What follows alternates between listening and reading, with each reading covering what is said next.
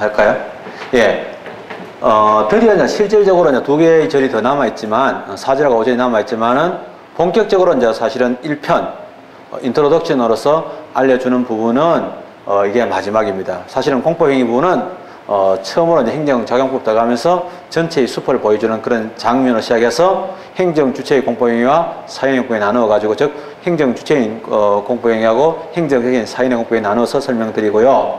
드디어 이제 마지막 내용 들어가게 되고요. 오늘 수업에 기도 합니다.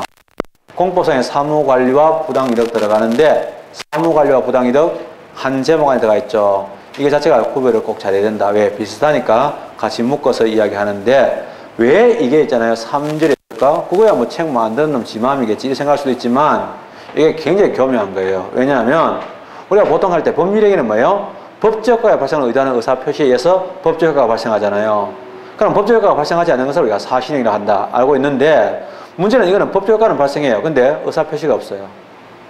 그래서 이걸 어떻게 봐야 되나? 법적 효과가 발생한다는 점에서는 법률행위다운 성격이 있는데 문제는 의사표시가 없어. 의사표시가 없는데도 불구하고 일정한 법에서 정한 효과가 발생하게 돼. 즉 보통은 조세를 부과하는 의사표시에 의해 가지고 그 세무사항에 있는 3,356만 7,330원을 내라 하면 그 의사표시한 대로 효과가 발생하도록 되어 있다고.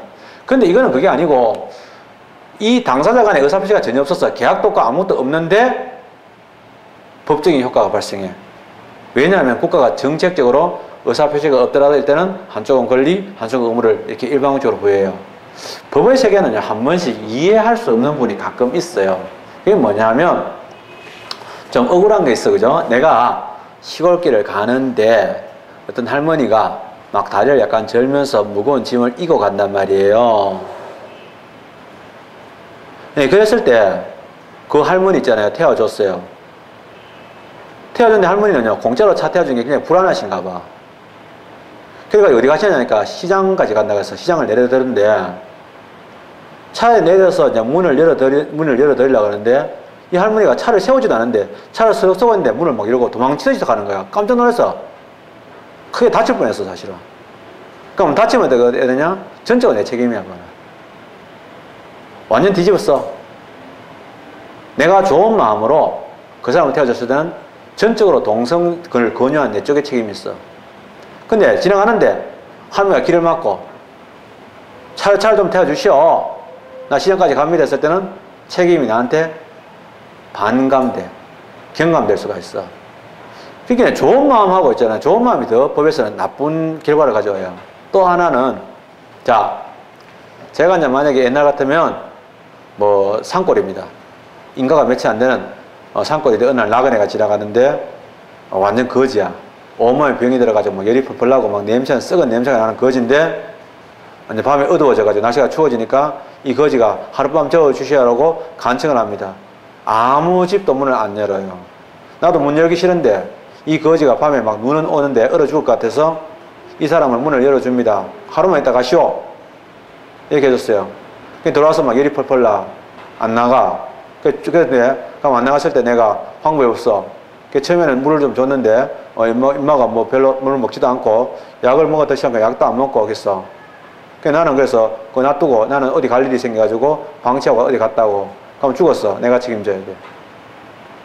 이게 형법상 보증인의 책임이라는 거야. 문을 차라리 안 열어주면 보증인의 지위가 생기지 않아.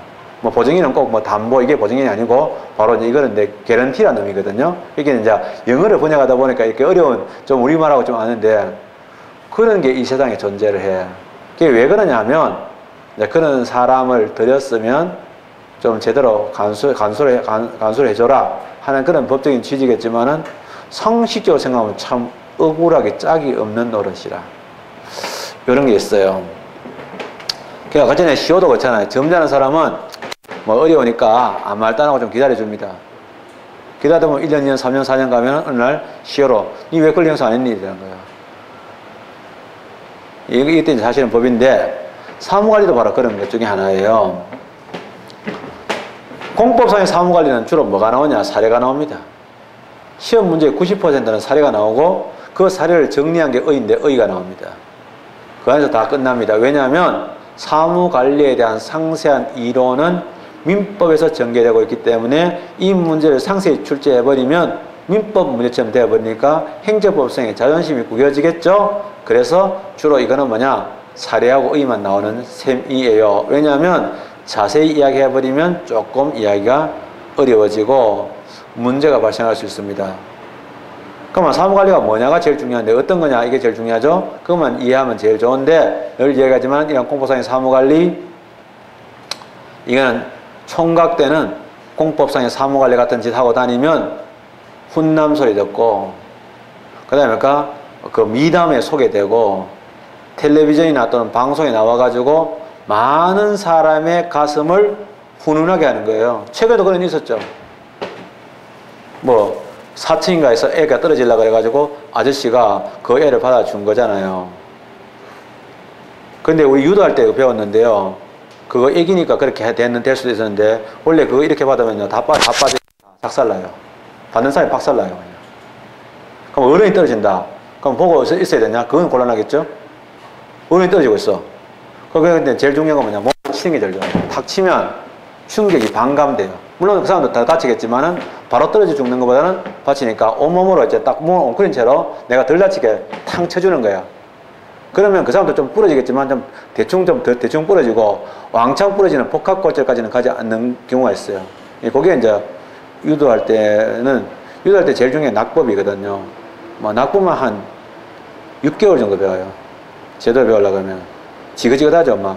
우리는 기술 넣는 거 이런 거 배우고 싶고 하고 싶은데 맨날 낙법 뒤로 엎어지고 앞으로 엎어지고. 그래서 공중회전 낙법만 좀 폼나요. 폼나는데 어쨌든 그런 게 있어요. 우리는 한 2년 정도 했는데 그런 게 있어요. 어쨌든 간에 그렇거든요. 근데 그것도 뭐냐. 그래서 다 부러졌다. 아침 그 사람은 더 크게 덜 다치고 아이도 잘 되는 바람에 아침 방송에 나와가지고도 많은 사람을 가슴을 따뜻하겠죠. 근데 이와 비슷한 사람이 있었죠. 철교에 노는 아이가 있는데 멀리서 애들 보고 자, 차 온다 비켜라 나와라 이렇게 안 되니까 아저씨가 뛰어가려고 갔어요. 왜? 차가 오니까. 간발의 차를 딱 던졌는데 이 사람은 못 나오고 다리가 2개 다 잘렸어요. 현재 우리나라 살아 있습니다. 훌륭하죠? 근데 이 사람은 드라마에 안 나와요. 미담에 안 나와요. 왜 안 나오냐? 미담이 될 수가 없는 게 씁쓸한 얘기거든요. 방송용이 아니거든요. 왜냐하면 이것도 있고 옛날에 어떤 대학생 하나가 운동에 빠진 형제를 구해주고 자기는 죽었어요. 둘 다 공통점은 부모가 안 나타나요. 죽었는 장례식장은 영전에 안 나타나고 부모가 안 나타납니다. 뒤집어 쓸까봐. 외놈들은 대체로 그런 원해를 좀 아는 편이고요. 우리는 좀 덜한 편이에요. 제가 생각할 때는. 그래서 그런 면에서 외놈들은 은혜도 원수당하게 꼭 갚아요. 그런 점은 저는 외놈이 더 낫다고 봐요. 저는 더 선호해요. 우리나라는 그런 거 없죠. 광주 사태 때 만약에 우리 부모가 말이죠. 비참하게 또 내 자식이 비참하게 죽었으면 난 전두환이 안 놔둘 것 같아요. 난 그냥 안 놔둘 것 같습니다. 암살하든지 아니면 죽이진 않더라도 병신을 만들어 놓든지 그렇지 저렇게 멀쩡하게 있잖아요. 웃으면서 돌아다니도록 하지 않을 것 같아요. 그게 이제 우리나라의 특징이라고 생각합니다. 왜 그걸 살려둡니까? 법에서 있잖아요. 본래 있잖아요. 피해를 입은 사람이 복수할 권리가 있는 거야. 근데 국가가 질서를 이적해서 그 복수권을 가져갔어. 그러면 정당 행사해야 되는데 정당이 검찰 행사가 안 하지 않잖아. 검사는 사실 남의 복수권을 검찰과 법원은 잘못 횡령한 거야. 그거는 나쁜 놈들이. 당연히 사형을 집행했어야 되는데 지금도 있잖아요. 뻔뻔하게 돌아다니고 있습니다. 내 세금으로 내가 낸 세금으로 지금 있잖아요. 호요시하고 있는 거야. 내가 키운 자식들이 그 앞에서 있잖아요. 그 추운데 겨울 때 벌벌 떨면서 그놈을 호위하고 있어요. 그래야 될 이유가 과연 있나? 이게 무슨 법치주의 국가고 이렇게 생각하죠. 이게 대한민국 헌법 질서에 맞는 건가 하는 생각합니다. 개인적으로. 어쨌든 간에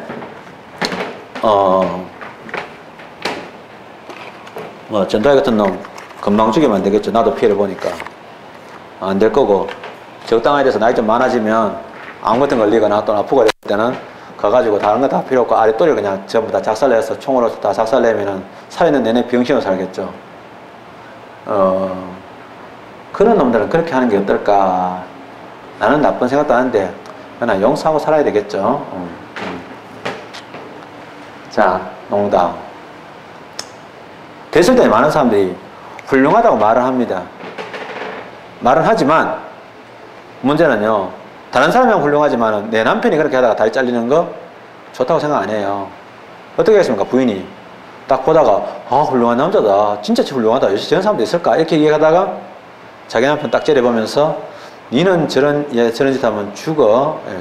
왜 이러면 니 내 거니까 막 이러는 거야. 속으로 약간 감동되는데 거기서 끝나는 거 아니죠. 그래서 뒤지게 맞는 거야. 그래서 만약에 그런 거 하다가 걸렸다. 근데 그 사람이 다리 잘렸으니까 부인이 아무 말도 안 한 거지. 다리 잘릴 뻔했다. 부인이 봤다. 뒤지게 맞습니다. 한 2달 동안 굶습니다. 작살 나죠. 그게 사무관리는 바로 그거예요. 자기가 그 사람을 구해줄 의무가 없어요. 법적인 의무가 없는데 그 사람 일을 대신해 주는 거예요. 그랬을 때 이제 문제는 좋게 끝나면 좋지만은 비용이 들어갔다. 그러면 두 사람 사이에 계약은 없었죠. 구해달라고 한 사람이 계약을 맺은 것도 없고 구해달라고 한 적도 없지만은 두 사람 사이 의사표시적 법률행위 없지만은 그거가 공평을 위해 가지고 또는 이 사회의 그걸 위해 사회의 평화를 위해서 또는 평등을 위해서 또는 공평한 배분을 위해 가지고 조리상 어떻게 되냐?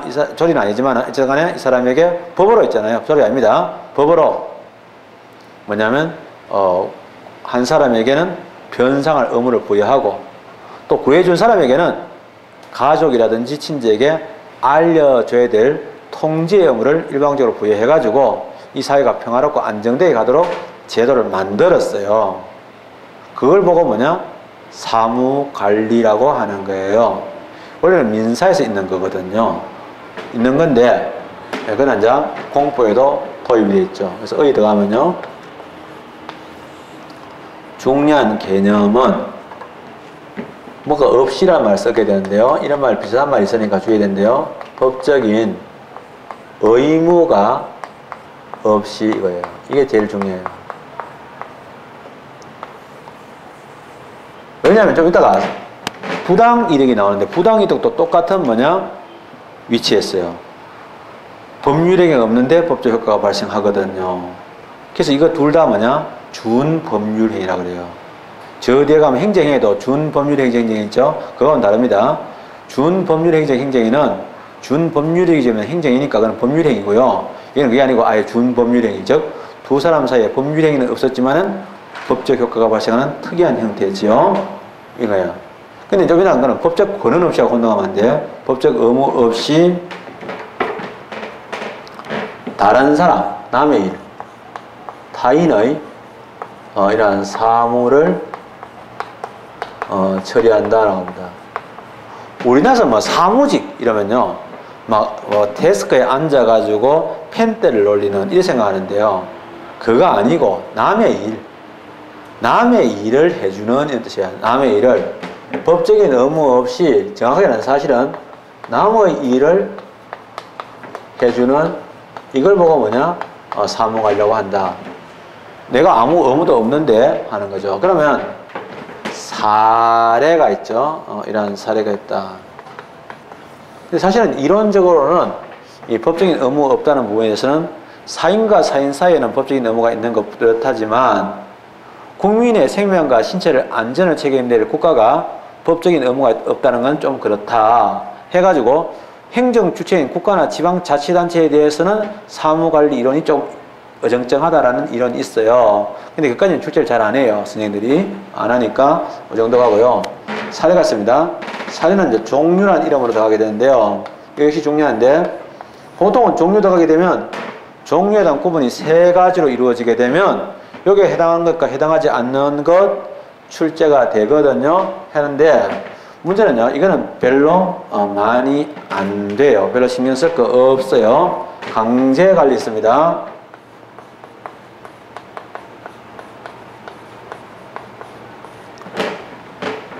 공적 자금이 투입되는 은행이 있는데 이 돈을 제대로 쓰느냐? 법적인 의무는 없지만은 가가지고 간섭합니다.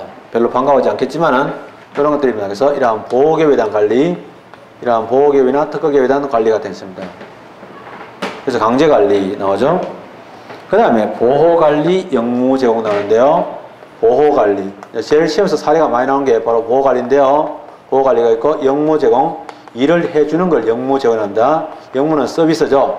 서비스를 제공한다는 말은 일을 해준다는 뜻인데, 보호관리가 시험에서 많이 나오는데, 글자로서의 보호관리, 강제관리, 영무제공, 이런 말도 물론 알아둬야 되겠지만은, 그 내용 자체를 내가 머릿속에 상상할 수 있어야 됩니다. 왜냐하면, 다양한 케이스나 사례를 제시하면서 이에 해당되는 법적인 관계가 뭐겠느냐, 이렇게 물어보면 답은 사무관리가 되겠죠. 그래서 사례인데요. 이거는 상상력이 좀 풍부해야 되는데, 예를 들면, 보죠. 그럼 첫째가 뭐냐면, 아까 전에 물에 빠진 놈 건져주는 거 있죠? 순환고라고 합니다. 순환고가 있습니다. 또는 이러한 재고가 있습니다. 순환고나 재고가 있는데요. 이거는 사실은 강론 이론과 연결되면 되는데, 뭐 재고, 순환고는 물에 빠진 놈 건져주는 거죠. 재고는 이재민, 뭐 발생하는 거죠. 산불이 났다든지, 화재가 났다든지, 또는 지진이 났다든지 이랬을 때 이겁니다. 그거 외에도 있잖아요. 잘 알다시피 이렇게 조그마한 섬말이 하나 있습니다. 집이랑 한 3채 정도 있는 이런 집에, 이거는요, 사실은 이 동네는요, 사실은 바다로 둘러싸여가 있고, 그 다음에, 뭐, 갈매기 이렇게 있죠. 얘만 특이하게 나왔는데, 이런 애도 있어요. 근데, 어쨌든 간에 이런 동네에, 보통 이 동네는 뭐냐, 자전거도 없어요. 왜냐면 길이 없으니까, 경운이 있어요. 다 밭을 가야 되니까. 있는데, 없어요. 없는데, 뭐, 철도 비행기 다 없는데, 어느 날 비행기가 이게 왔어요. 그러니까, 이렇게 막 좀 급하게, 과격하게 이렇게 비행기가 도착했죠. 이런 문제가 있습니다. 당연히 급하면 연락이 돼 있어요, 그죠? 연락 가지고 불이 막 불이 막 생기기 시작하는 거야. 그래서 이게 불이 나왔다. 이렇게 됐을 때 사람을 구해주는 거는 시간 단위로 구해주는 거야. 분초를 아끼는데 문제는 자, 이 이야기를 듣고 사실은요 육지에서 비행기가 급하게 있잖아요. 헬리콥터가 날아왔습니다. 소방 헬기가 날아왔는데 자, 보니까 헬기가 앉을 자리가 없어. 헬기가 앉을 자리도 없는 거야. 그래서 헬기가 이제 와가지고, 헬기입니다. 약간 통통하죠? 이건 쪘어요. 다이어트 해야 되겠는데, 어쨌든 간에, 내가 맨날 이 통통한 사람만 쳐다보다 보니까 이런 문제가 발생하는 거야. 내가 그거를 볼 때는 좀 날씬한 헬리콥터가 나오는데, 이상하게, 여러분들 책임이에요. 자, 어쨌든 간에 그런데, 이때는 뭐냐, 레페를 합니다. 레페를 해가지고, 수직으로 강화합니다. 이거 하죠. 이렇게. 수직 강하잖아요. 이렇게 딱 해가지고, 이제 줄 잡고 있잖아요. 이렇게 잡고, 다리는 이렇게 해가지고, 이렇게, 상당히 앙증맞게 해가지고 이렇게 내리는 게 있어요. 레펠이 있습니다. 이것도 잘 안 되는 사람들 많습니다. 이 자세 안 나오는 분들, 굉장히 많아요. 그래서 있는데, 어쨌든 간에 레펠을 했습니다. 와가지고 구제를 하는데, 손이 너무 부족해요. 이때 동네 사람들이 도와주는 거. 이게 바로 뭐냐? 재고입니다. 그렇게 많지. 다양한 것도 있겠죠? 재고가 있습니다. 그 다음에 사람이 이제 위에 있는데 뭐냐면 행여병자. 행여병자인데요. 행여란 말은 여행을 뒤집으면 행여가 돼요. 사실은 여행하면요 아주 멋지잖아요. 여행병이 들었다. 나는 막 돈만 생기면 여행 간다 이런 사람 있죠. 그런 게 아니고 길거리에 떠돌아다니는 사람을 얘기하는데 노숙자를 의미합니다. 그 노숙자 중에서 이제 노숙자 다가 아니고 건강한 노숙자는 아니고요. 병든 사람을 행여병자라고 하는데요. 행여병자가 길에서 그러니까 죽거나 또는 아파가지고 끙끙 앓고 있다? 그러면 얘들을 보호해줍니다. 보호하거나. 그 다음에 행여병자인데 또 행여병자만 있는 게 아니고 보호가 있겁니다. 또 행여병자뿐만 아니라 사자가 있습니다. 이러한 사자에 대해서 이러한 사자를 처리합니다. 장례를 지내주고 또는 시신을 안치하고 이런 것도 있겠죠. 근데 이런 것도입니다. 근데 사자의 경우는 유품 처리가 있어요. 이 사람이 갖고 있는 유품 중에서 돈 될 만한 것들은 팔아가지고 통장에 넣어둡니다. 왜냐하면 상속을 할 사람들에게 주려고 하겠죠. 웃기는 거는요, 시설에 들어오는 그 할아버지 할머니들 계시는데 자녀가 있냐면 절대 대답 안 해요. 그래서 시설에서 결국은 다 알아냅니다. 알아내가지고 보면은 다들 뭐 대기업 다니고 있고 다 잘 살아요. 그래서 부모님 여기 계시는데 이렇게 연락하면 절대 안 오고 전화하지 말라고 지랄지랄 한대요. 근데 희한하게도 아버지가 죽으면 찾아온대요. 재산 남아있는가 싶어가지고. 이게 진짜 그쪽에 사회복지하는 사람들이 이야기 하더라고. 내가 벌써 한 1, 20년 전부터 이게 들었어. 이런 얘기 했어. 이겠어요. 이런 것들이 다 뭐냐면 사무관리에 해당한다. 이거죠. 근데 다만, 유품 처리는 좀 애매한 부분이 있습니다. 때로는 사무관리가 하는데 저게 공법상의 매매이기도 하거든요. 그래서 공법상의 대리의 성격도 있어요. 그래서 약간 좀 애매한데 넘어가기도 합니다. 이게 다 하고요. 나머지 부분 공법상의 사무관리에 대한 법 적용은 뭐 어떻게 되냐? 이야기 안 할래요. 공법상 뭐요? 원칙적 사법 적용되고 즉 민법에 있는 규정이 적용되고 따로 특별한 규정이 있을 때는 거기에 규정이 적용된다. 이야기 끝입니다. 그래서 이건 이야기 끝. 그렇죠. 죄송, 이거 CPL 또 농구를 했는데 꼭 보면 축자거든 이런 사람도 있어요. 자, 그 다음에 싹싹싹 지우고 그 다음에 부당이득 들어갑니다. 부당이득은요, 손해배상하고 종종 혼동하는 사람이 있어요. 손해배상하고 다른 점이 뭐냐면 비슷할 수가 있어요. 또 겹칠 수도 있는데 어떤 부분은 손해배상은 의도적으로 위반 행위를 해서 손해를 끼치는 거예요. 발생을 시키는 거고요. 이거는 그게 아니고 남한테 손해를 주는 게 아니고 지가 이득을 얻어먹어요. 자, 가끔가다 이런 거 있잖아요. 내가 위반 행위를 안 했어요. 뭐 이런 상상이나 이런 이야기가 한때 또 유행했고 영화로 나온 적도 있는데 어느 날 내가 있잖아요. 백수인데 있잖아요. 이번 통장에 한 12,000 남아있어요. 근데 오늘 라면 사 먹으려고 2,000원 찾으러 갔단 말이에요. 갔는데 찍으니까 100억 12,000원이 있어. 100억이 찍히는 거야. 이때 어떻게 할 거냐? 키워라 이런 얘기죠. 이런 얘기인데 요게 이제 사실은 내가 그 돈 100억을 가질 수 있는 아무런 법적 근거가 없잖아요.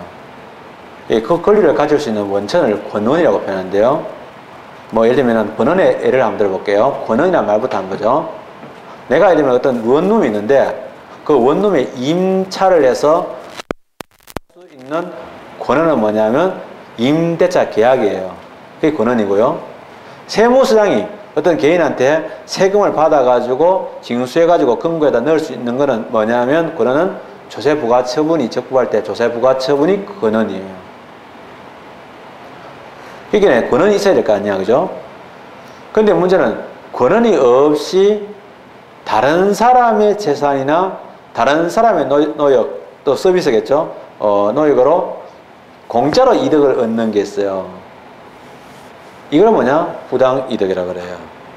그래서 가끔 가다가 보면 여자분들 간 큰 사람 있고 간 작은 사람 있는데 뭐냐면 뭐 지나가는데 여기 오세요. 서비스로 무조건 팩 해드릴게요. 뭐 이런 거 있잖아요. 또 뭐 이거 해드릴게요 이러면 다들 뭐냐? 잘 안 가잖아요. 왜냐하면 부담될 거고 공짜가 없다 이거 아니까. 그에 따른 부담이 따를 거 아니까. 그런데 또 강한 사람들은 가가지고 딱 받고 싹 나오잖아요. 그것도 상당히 강한 사람도 계세요. 있는데 원래 부당이득은요 돌려줘야 된다 이거야. 이게 어떤 거냐? 국가가 세금을 부과했는데 잘못 부과했어. 그리고 이제 국가가 돈 모르는 상대방은 모르니까 돈 냈어. 나중에 보니까 조세부과처분이 무효야. 그럼 돌려줘야 되지. 이때 돌려줘야 되는 돈을 뭐냐? 돌려달라고 하는 게 부당이득 반환 청구권이고 돌려주는 거야 조세 환급이라고 표현한 거야. 이게 이제 공법상 부당이득이라고 해요. 또 이런 것도 있어. 내가 월급을 받았는데 월급이 거꾸로 내가 공무원인데 월급이 있잖아요. 두 달치가 합도 한목에 지켜가 있어. 두 배로 나왔어. 내가 뭐 잘해서 그런가? 그게 아니고 잘못 지킨 거야. 돌려줘야 돼. 이게 부당이득이라고. 근데 요거는 이제 잘 알다시피 요 이론을 공부하다 보면 아득한 추억이 떠올라요. 그게 뭐냐?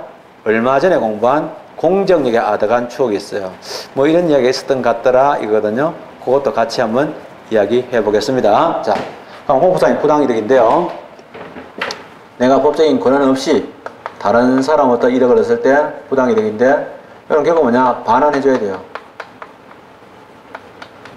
그리고 이거는 결과적으로 공법상 부당이득 반환 청구권 또는 반환 청구성과 관계가 깊은 건데요. 자, 개인 의의 들어갑니다. 공법상 부당이득 반환 청구권에 의의 들어가면 여기서 쓰는 말은 뭐냐 하면은 법적인 권한이란 말을 써요. 이런 법적으로 권한입니다. 이런 법적인 권한 없이라는 말이죠. 근데 법적 근거가 비슷하지 사실은. 왜냐하면 아까 전에 세법인데 조세부과처분이 법적 권한이잖아요. 적부한 조세부과처분이 있을 것이 권한인데 사실은 조세부과처분의 이제 법적 효과도 세법이란 법에서 나오니까 비슷한 느낌이 있겠지만 다른 뜻이고요. 법적 근원 없이 타인의 영무, 노력이나 또는 이러한 재산으로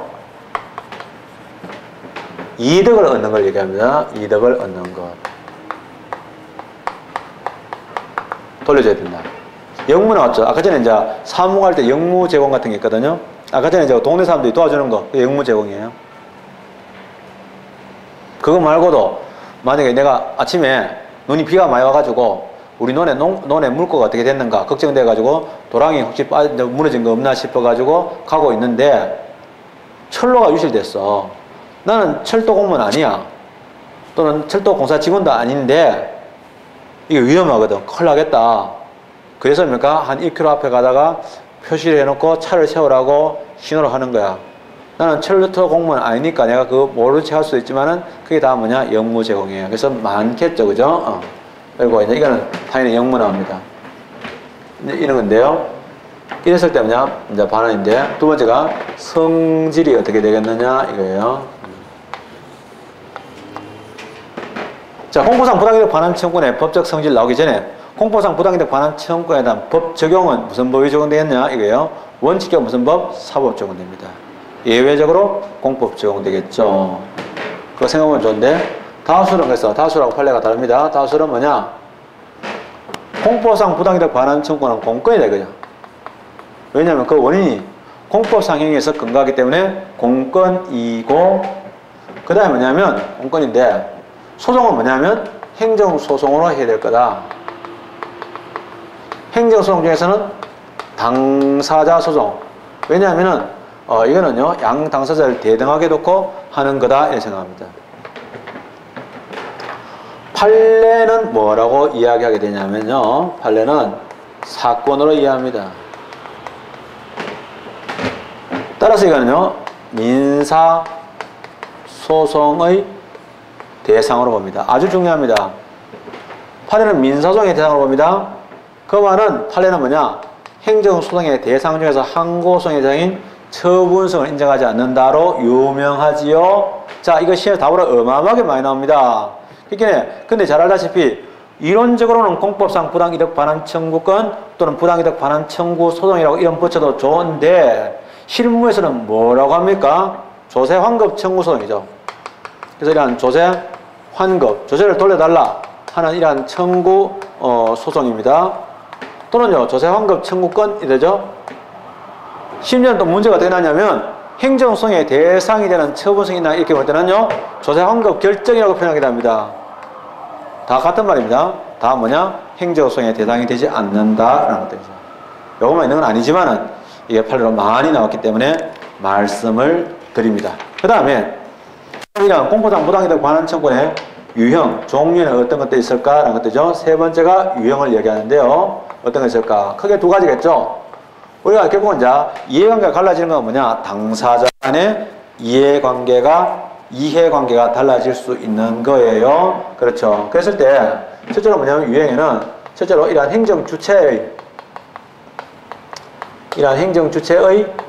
부당이득이 있습니다. 국가가 부당이득을 가져가는 경우도 있겠죠. 그럼 국가나 지방자치단체가 가져가는데 세금을 안 받아야 되는 사람한테 받는 경우도 있습니다. 엉뚱한 사람에게 제3자에게 받을 때는요 무조건 무효입니다. 무효고요. 돌려줘야 되겠죠. 국가가 이제 사실은 그래서 이러한 조세, 세금인데 이러한 조세의 더 많이 받는 겁니다. 더 많이 받거나 오납, 적게 받는 걸 얘기합니다. 그래서 참 오납, 조세의 과오납, 잘못 받은 겁니다. 죄송합니다. 적게가 아니고, 잘못 받은 겁니다. 적게 받았다는 건 생각할 수도 있는데, 그거는 문제 안 됩니다. 그거는 문제 안 되고요. 조세의 과오납 있습니다. 근데 문제는 판례에서 중요하죠. 여기서 이제 판례가 시험에서 나오는데, 그러면 잘 알다시피, 그 원인행위인데 권한이 없다. 그래서 이러한 권한이 없이 이러한 조세를 징수하는 거죠. 요 안에는요 국민으로부터 이러한 납부를 받아가지고 징수했다 이런 의미겠죠, 그죠? 이래서 되냐 뭐냐면 부당이득이 성립하는데 권한이 있고 없고 이거 되잖아요. 이래서 있는데 중요한 건 뭐냐면 방금처럼 이러한 조세부가처분, 이러한 조세부가처분이 크게 두 가지로 나눠지겠죠. 적부하면 아예 문제 없는 거고요. 조세부가처분이 무효인 경우죠. 무효인 경우는요, 권한 없는 거 인정됩니다. 처음부터 효력이 없는 거 인정됩니다. 그런데 조세부가처분이 아직까지 취소할 사유가 있어요. 취소할 사유가 있는데 취소할 수 있는 조세부가처분이다. 근데 아직까지 뭡니까? 이러한 취소가 안 되고 있어요. 조세부가처분이 이러한 취소할 수 있는 일입니다. 취소할 수 있는 경우에는요, 아직까지 취소가 안 된 겁니다. 만약에 무효인이라든지 또는요, 만약에 그 조세부가처분이 취소된 경우, 완료된 경우는 당연히 부당이득이 성립합니다. 조세부가처분이 없는 거니까, 없는 조세부가처분에 근거해가지고 상대방 납부의무 없는데 징수했으니까 가는데, 취소할 수 있는 건 뭐냐? 이거는요, 아직은 뭐가 있냐면 공정이 있습니다. 공정력. 취소하기 전까지는 일단은 잠정적인 통용이 인정되는데, 공정력도 바로 뭐냐? 법적 권한에 해당합니다. 잠정적인 하지만 이것도 법적 권한에 해당합니다. 따라서 취소할 수 있는 경우는 뭐냐? 이거는요, 뭐냐면 부당이득이 아직 성립하고 있지 않다. 그러면 취소할 수 있는 조세부가처분에 있을 때 부당이득을 돌려받으려고 하면 어떻게 되냐? 이 사람은 이런 경우에 이 사람이 부당이득을 돌려받으려면 부당이득을 이러한 상대방이 예를 들면 환급 받으려면 어떻게 되냐? 어떻게 됩니까? 이 사람은 취소소송을 제기하면서 취소소송도 제기하고 그 다음에 또 민사로 있잖아. 민사로 조세환급 청구 소송을 같이 제기해가지고 주로 병합하겠죠. 여기서 같이 제기하게 됩니다. 그러면 이 사람이 민사부원이 취소가 계속된 부분으로 보내줘가지고 처리하도록 그렇게 하는 게 일반적이겠죠. 어쨌든 간에 취소소송은 안 된다. 그 다음에 행정객체죠. 이러한 사인의 부당이득이겠습니다. 그럼 사인의 부당이득인데 주로 이때 사인은 순수한 사인은 잘 없고요. 주로 이러한 봉급, 이런 봉급은 봉급이 있습니다. 봉급은 월급이 어떻게 다르냐? 이렇게 묻는 뭐 어떤 면접시험 문제가 있었는가 봐요. 공무원이 받으면 봉급, 그 다음에 뭐 이런 얘기인데 봉급은 봉사의 대가라는 얘기죠. 월급은 그냥 매달 주는 이런 의미예요. 글자인데 아무 법적인 의미도 없는데 괜히 잘난 척하고 물어보는 놈도 있어요. 이런 것들. 봉급인데 이런 봉급이나 연금이죠. 연금인데 연금을 과오 수령한 겁니다. 이렇게 됐죠. 그러면 봉급에 연금을 과오 수령한 거 아까 앞에 공부해보면 다수는 공권으로 보고 판례는 사건으로 본다. 이렇게 가면 안 돼요. 일반적인 이야기예요. 주의해야 됩니다.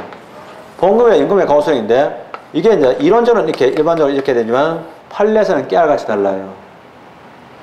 그래서 연금의 과오 수령인데 이제 예를 들면 판례에서는요, 연금을 받는 자에게 대해서 너는 이제 오늘부터 연금을 받는데 얼마를 받는다. 이거는 급여 결정인데요. 이거는 이제 공포상 부당이다거나 아무 상관없고 그냥 급여 결정을 내는 거는 항고소행 해당이고요. 그거 말고 연금을 쭉 받아오다가 연금법이 개정됐어요. 개정돼가지고 이제 사실은 연금을 이때까지 지급해오던 연금 중에 일부를 안 지급하고 지체를 하고 있었거든요. 그랬을 때 사실은 그 연금을 지급해달라는 그래서 법 개정으로 연금을 지급해달라는 게 있어요. 그래서 이러한 지연된 그런 연금에 대해서 법 개정을 이러한 지급을 청구하는 게 있겠죠. 요거는 행정소송인 당사소송을 인정한 사례도 있습니다. 그러니까 이제 우리가 일반적으로 이야기하는 학문적으로 일반화시켜서 이야기하는 것하고 아주 디테일하게 판례 안에 들어갔을 때는 판례는 케이스 바이 케이스로 이야기하다 보니까 이런 경우가 생길 수도 있다 이거죠. 그 다음에 부당이득 할 때요. 그러면 돌려줄 때 부당이득의 범위인데 얼마까지 돌려주느냐. 그럼 부당이득 돌려주면은 얼마를 돌려줘야 되느냐? 다 돌려야 되죠. 그래서 부당이득의 반환의 범위가 어떻게 되냐? 이것도 묻는데요. 당연히 전액 반환입니다. 근데 문제된 거는 이자를 돌려주느냐 하는 문제랍니다. 그래서 이러한 부당이득을 돌려줄 때 반환의 범위에 가는데요. 이러한 반환의 범위는 전액 반환은 원칙이에요. 이건 됐고요. 자, 문제는 이자입니다. 이자에 대해서는 어떻게 하냐? 이자를 보고 가산급이라고 합니다. 국가가 뭐 내 돈 뭐 100억을 또 포항지체 같은 건 1000억도 넘겠죠. 그런 돈을 잘못 부과해 갖고 있다가 돌려주라고 하면 이자를 지급해야 되는데 이자를 지급하느냐 지급해야 된다는 게 이러한 판례하고 현재 실정부에도 규정이 있습니다. 이런 것도 보면 좋겠고요. 그 다음에 이제 마지막으로 얘기된 게 이제 뭐냐면 공법상 반환 청구의 시효가 나오는데요. 공법상 부당이득 반환 청구의 시효는 몇 년이냐 나옵니다. 5년입니다. 끝. 왜냐면 아까도 봤지만은 공법상의 금전 채권은요. 그것이 행정법 관계에 당사될 때는 주체이든 객체이든 공법상이든 사업상이든 무조건 5년. 그래서 공법상의 반환 청구의 이러한 시효죠. 이러한 시효의 시효 채권 소멸시효 기간은 5년이다. 물론 소멸시효입니다. 금전 채권이니까 소멸시효인지 아시겠죠? 자, 이거 나오고요. 마지막으로 자, 그러면 공법상의 부당 이득하고 반환 청구를 서로 상계가 가능하냐는데 상계 서로 상제에다 계산한다는 개자인데요. 상계인데요. 이건 뭐냐면 채권과 채무가 서로 마주보는 경우가 있습니다. 각각 을 있는데 갑은 을에 대해서 100만 원의 채권을 갖고 있고 을은요. 이번에 또 뭐냐 또 100만 원 채권이 새로 생겼어요. 내가 또 친구한테 만약에 어떤 A가 B한테 있잖아요. 10만 원 빌려가 있어서 10만 원 갚아야 되는데 어느 날 또 그러니까 뭐 잘못해가지고 B가 있잖아요. 또 B한테 해를 끼치는 바람에 B가 또 돈 10만 원 받을 거리가 발생하게 됩니다. 서로 간에 채권이 서로 마주보게 되는데요. 채권이 마주보게 되었을 때 상계 적상했다 이렇게 말을 하는데 그러면 상계가 만약에 부당이득 반환하고 내가 만약에 국가에 대해서 세금에서 반환받을 거리가 있는데 이번에 또 새로 세금이 부과되었어요. 그러면 국가 내가 돈 받지 말고 국가가 그냥 까자. 니한테 줄 거 있는데 까자. 이거 되느냐? 안 돼요. 그래서 원칙적으로 안 됩니다. 상계는요. 원칙적으로 허용되지 않습니다. 왜냐하면 채권은요. 채권마다 채권의 가치가 달라요. 즉 이런 갚을 사람이라든지 채권이 발생한 시기라든지 그게 다 다릅니다. 한번 보십시오. 국채하고 지방채가 가치가 다르겠죠. 삼성에 대한 채권하고요. 동아백화점에 대한 채권은 그 가치가 다릅니다. 같은 100만 원이라도 평가가 다르겠죠. 그래서 원칙은 상계할 수가 없는데 예외적으로 법률에 특별한 규정이 있을 때는 가능하다. 예를 들면 사회복지 같은 데 할 때 복지단체에서 자 복지단체 돈을 줬어요. 뭐하러 줬냐면 이렇게 줍니다. 아이들한테 그 원생들이라든지 또는 보호하는 분들한테 교통비를 지급하라고 돈을 줘요. 왜냐면 이 사람들 놀러 나가야 되니까. 줬는데 이마들이 보통비를 좀 착복해가지고 어떻게 했냐.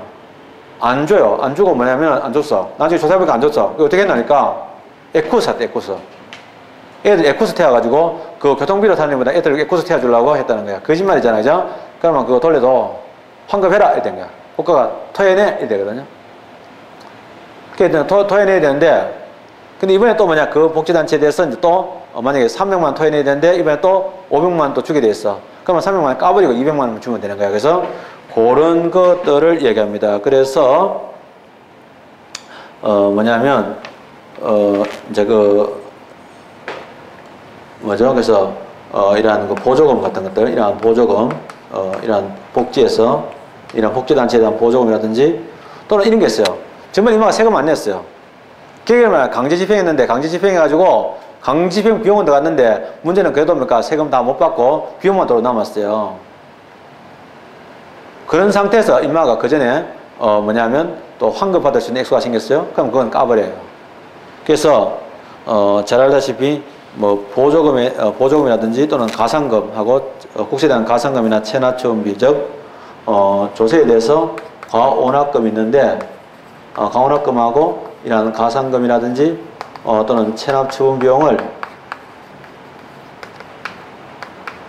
이거 뭡니까? 상계할 수 있는 규정이 있어요. 이런 경우에는 가능할 수 있다. 예, 이런 정도입니다. 자, 이렇게 해서 실질적으로 이제 1편에서 이제 2개의 절이 남아있는 셈인데 그거는요 사실은 2편하고 연결되는 전체적인 그림이라서 그거는 새로 시작하는 거고요. 이거는 이 정도에서 끝을 맺겠습니다. 그래서 내일은 4절과 5절 들어갑니다. 예, 오늘 고생 많았습니다. 예.